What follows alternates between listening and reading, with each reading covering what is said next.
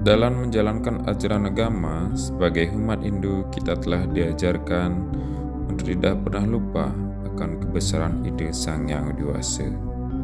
Kita tidak boleh lupa bersyukur dan berterima kasih atas anugerah yang kita terima, karena dari beliaulah menyebabkan kita melangsungkan hidup di alam semesta ini.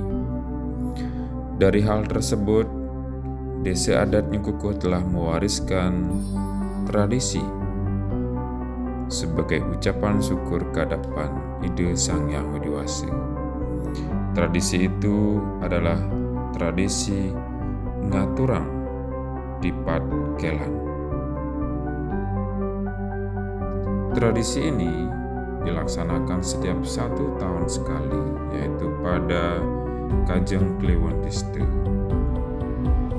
Aturan Dipat Kelan yaitu diaturkan di Tugu Ajaga-jaga, Desa Adat Nyekukuh. Seperti telah diketahui, Dipat Kelan adalah lambang dari Satribu yang telah dapat dikendalikan dan terurai oleh rohani, sehingga kebajikan senantiasa meliputi kehidupan manusia. Dengan terkendalinya Satribu, maka keseimbangan hidup akan menyelimuti manusia.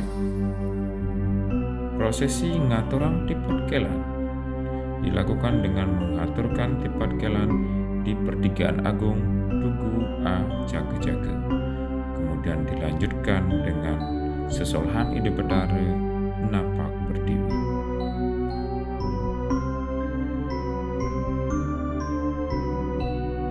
Inilah tradisi turun-temurun yang diwariskan kemudian dilaksanakan oleh Krama Desa Adat.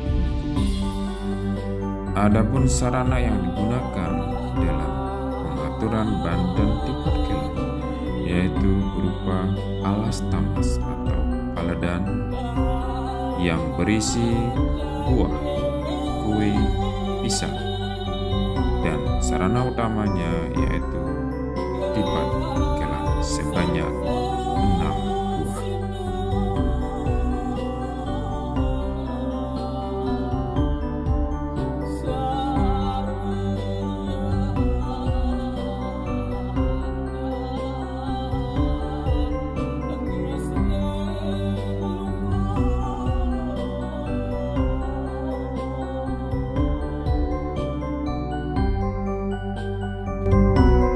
Acara yang diselenggarakan pada hari ini yaitu acara upacara Dewa Yatnya dan Yatnya yang disebut Dipat Kelan.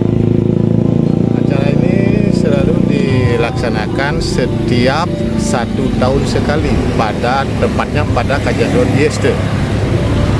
Tujuan daripada Yatnya ini yaitu untuk menetralisir segala sifat-sifat negatif yang timbul dari sekian bulan, dari hingga 1 tahun, untuk dinetralisir melalui upacara ini, termasuk sifat-sifat buta yang telah masuk kepada Krama Desa Adat Nyekukuh dinetralisirlah pada hari ini.